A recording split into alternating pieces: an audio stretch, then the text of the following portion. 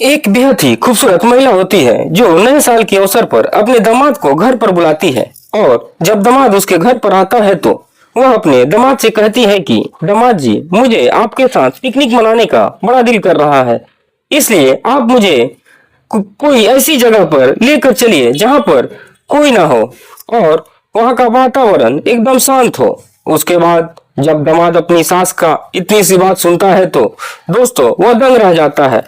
फिर वह उसको अपने मोटरसाइकिल के पीछे बैठाकर पिकनिक मनाने के लिए एक ऐसी जगह पर लेकर जाता है जहां पर जाने के बाद सास का मन एकदम मधुर हो जाता है और उसके साथ वह पिकनिक मनाती है। लेकिन जब ये दोनों मिलकर अपना पिकनिक पार्टी मना लेते हैं और जब वापस घर लौटते हैं तब तक अचानक से जो महिला थी उसका मन बदल जाता है। दोस्तों, वह अपने दामाद को एक सुनसान जगह पर बाइक रोकने के लिए बोलती है। तो जो दामाद था वह उसका बात मानकर अपना बाइक रोक देता है। वह अपने दामाद को अपने साथ सड़क के किनारे जाने के लिए बोलती है। तो जो दामाद था वह फिर से अपनी सास की बात मानकर उसके साथ सड़क के किनारे चला जाता है। और दोस्तों, जब वह जाता है तो उसकी सास उसके साथ कुछ ऐसा खेला करती है कि यदि यदि जिस खेला के बारे में आप लोग जानेंगे तो आप लोग भी दंग रह जाएंगे। तो दोस्तों, आखिरकार जो महिला थी वह अपने दामाद के साथ ही ऐसा कौन सा खेला करती है? यदि आप लोग भी इस खेला के बारे में, इस घटनाक्रम के विषय में यदि विस्तार से जानना चाहते हैं तो बने रहिए मेरे साथ मेरे वीडियो के अंत तक, क्योंकि दोस्तों आज की जो कहानी है बहुत ही रोचक और ज्ञानवर्धक होने वाली है। तो दोस्तों, कहानी में आगे बढ़ने से पहले आप लोगों से एक छोटा सा गुजारिश करना चाहता हूं कि यदि आप अभी तक आप लोग इस वीडियो को लाइक नहीं किए हैं तो प्लीज लाइक कर दीजिए। यदि चैनल पर नए हो तो चैनल को सब्सक्राइब करने के साथ साथ एक प्यारा सा कमेंट भी कर दीजिएगा ताकि मेरा मनोबल बढ़ता रहे और मेरा आने वाला नया नया वीडियो आपको मिलता रहे। तो दोस्तों, आइए बिना देर किए स्टार्ट करते हैं। प्रणाम, नमस्कार। दोस्तों, एक छोटे से गांव में एक गायत्री नाम की विधवा महिला बिल्कुल अकेले रहा करती थी, क्योंकि उसका पति नहीं था। पति का देहांत काफी समय पहले ही हो चुका था। केवल मात्र एक बेटी थी। जो बेटी थी उसकी भी शादी 2 साल पहले कर चुकी थी और जो उसका दामाद था उसका नाम राहुल था। राहुल बहुत ही हैंडसम और स्मार्ट था और वह उसकी बेटी को बहुत खुश रखता था। जब भी उसकी बेटी गायत्री के पास फोन करती थी तो वह राहुल के बारे में बताती थी कि वो जो उसका पति है राहुल, वो उसे बहुत ही खुश रखता है और बहुत अच्छी ढंग से उसकी इज्जत भी और जरूरत भी पूरा करता है। दोस्तों, दोनों माँ बेटी में किसी प्रकार का कोई अंतर नहीं था। जो कुछ भी बात होता था दोनों माँ और बेटी एक दूसरे के साथ एकदम खुलकर बातें करती थी। जो भी बातें होती थी वो खुलकर किया करती थी। जो भी जी में आता वो सब कुछ बोल दिया करती थी। और जो राहुल था अक्सर वह अपने सास गायत्री के मोबाइल पर फोन कॉल करके उसे रात के समय में बातें किया करता था। और जो उसकी पत्नी थी उसे राहुल के बारे में कुछ पता नहीं रहता था कि वह रात भर उसकी माँ के पास फोन करके उससे बातें किया करता है।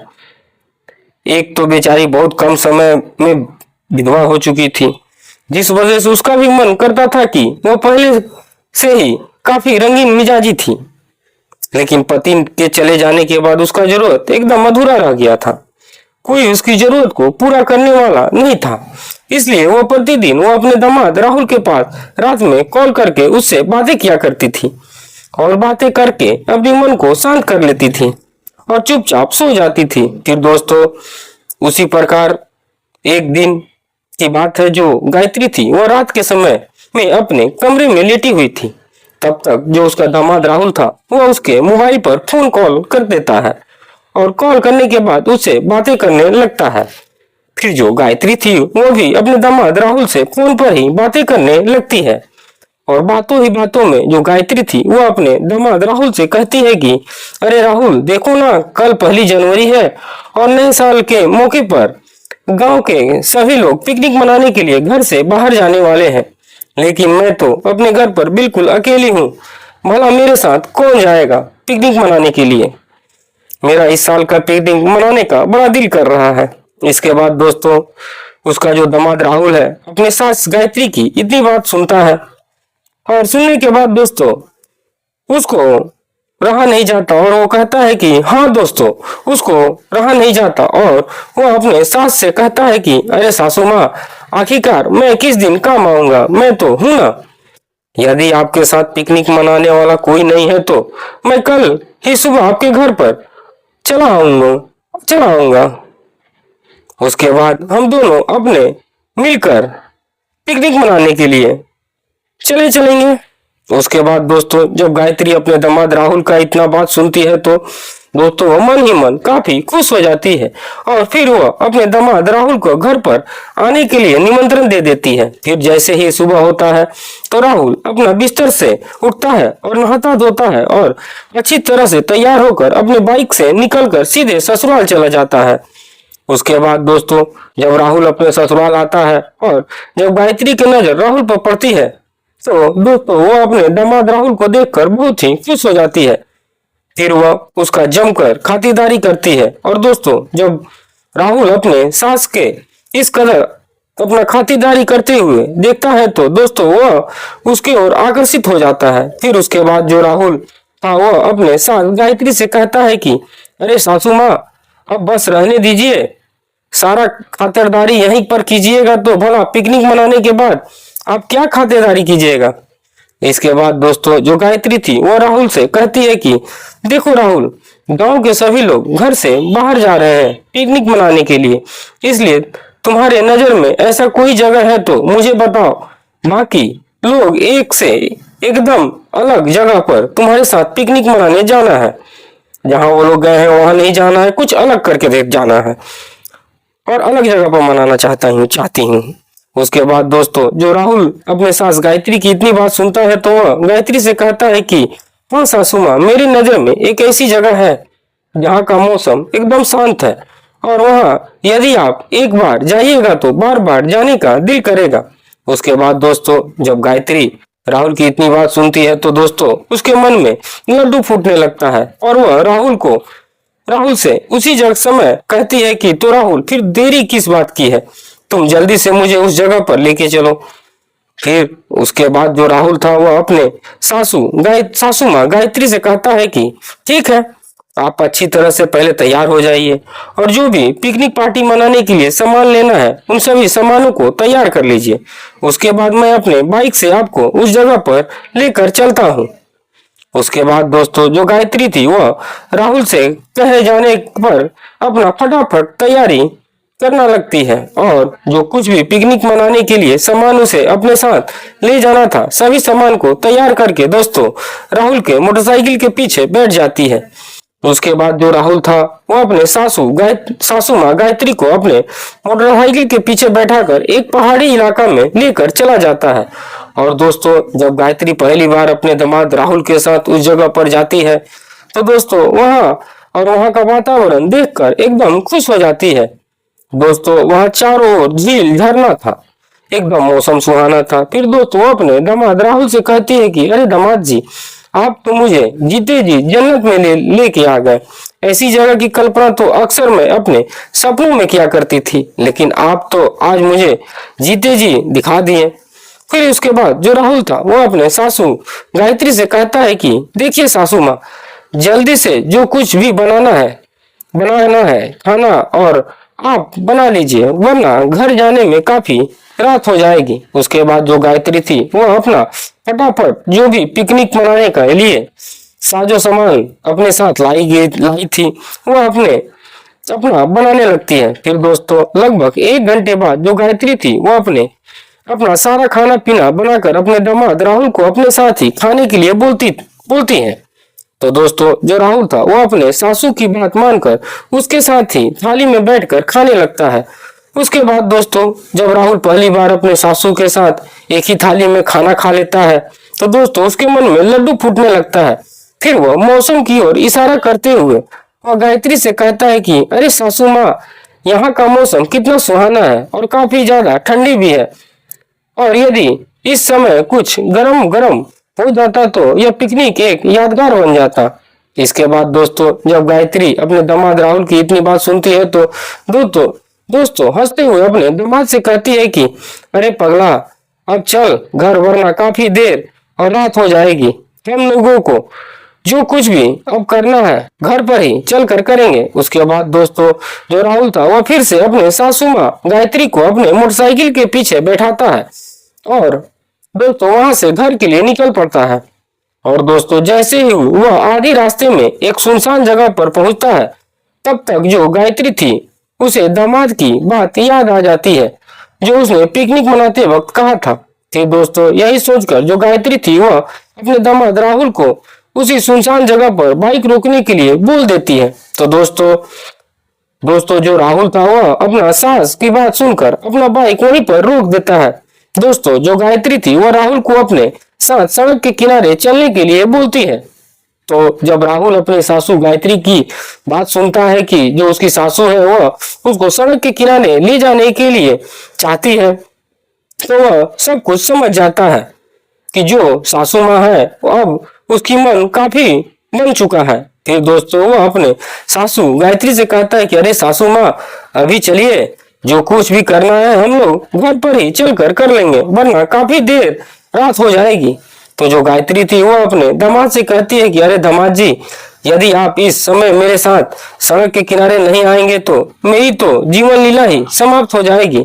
उसके बाद दोस्तों जब राहुल अपने सासू गायत्री की इतनी आवाज सुनता है तो दोस्तों वह काफी घबरा जाता है और सोचने लगता है कि आखिरकार उसकी सासू के साथ यह क्या अचानक से हो गया। फिर दोस्तों वह उसका बात मानकर सड़क के किनारे चला जाता है। वहां पर दोस्तों छोटा छोटा झाड़ी था। फिर दोस्तों जाने के बाद गायत्री थी वह एक शॉल ओढ़ी हुई थी, उसी शॉल को वह बिछा देती है और बिछाने के बाद लेट जाती है और लेटने के बाद वो राहुल को हरी झंडी दिखाती है। उसके बाद जब राहुल अपने सासू गायत्री की हरी झंडी का इशारा समझ जाता है तो दोस्तों उसका भी मन काफी ज्यादा व्याकुल हो जाता है। फिर वह इशारा पाकर अपने सासू के साथ जो कार्यक्रम था वो करने लगता है और दोस्तों इस कदर करता है कि जो गायत्री थी उसकी बरसों की तमन्ना एक क्षण में पूरा कर देता है। उसके बाद दोस्तों तब तक राहुल का भी अपना अरमान पूरा हो जाता है। उसके बाद जब दोनों अपना अपना जरूरत को पूरा कर लेते हैं तो राहुल था वह गायत्री से कहता है कि देखिए सासू माँ, और रात को होने के है, इसलिए समय से पहले हम लोग को घर चला जाना चाहिए, वरना रास्ते में कोई अनहोनी हो जाएगी तो उसकी गारंटी कौन लेगा। उसके बाद दोस्तों जब गायत्री राहुल की इतनी बात सुनती है तो वह काफी डर जाती है और वह अपने दामाद से कहती है कि अरे दामाद जी, एक बार में तो मेरा दिल ही नहीं भरा, इसलिए थोड़ी और जरूरत है, लेकिन अब चलिए जो कुछ भी करना होगा घर पर ही चल के करेंगे। फिर दोस्तों उसके बाद जो राहुल गायत्री को अपने मोटरसाइकिल के पीछे बैठाता है और दोस्तों लगभग 1 घंटे बाद वो दोनों अपने घर पर पहुंच जाते हैं। तब तक दोस्तों देर रात भी हो जाती है और दोस्तों वो पहले से ही अपना पिकनिक पार्टी किए थे तो खाना पीना खाए ही नहीं और खाना भी नहीं था। और दोस्तों जागते के साथ ही वह दोनों एक ही कमरे में सो जाते हैं। और दोस्तों जब आधी रात का समय होता है तो जो गायत्री थी वह फिर से अपने दामाद राहुल को सोए ही अवस्था में से जगाती है और जगाने के बाद वह उससे कहती है कि दामाद जी, अभी मेरी जरूरत ढंग से पूरी नहीं हुई है, इसलिए आप प्लीज एक बार और मेरी अरमान को पूरा कर दीजिए, इसके बाद मैं आपको कभी नहीं बोलूंगी। फिर दोस्तों उसके बाद जो राहुल था वो फिर से अपनी सास की जरूरतों को एक बार ढंग से पूरा कर देता है और दोस्तों इस कदर कर देता है कि जो गायत्री थी उसकी हालत एकदम से खराब हो जाती है। और दोस्तों इतना ज्यादा खराब हो जाती है कि जो राहुल था उसको अपने सास को एक हॉस्पिटल में एडमिट करना पड़ जाता है।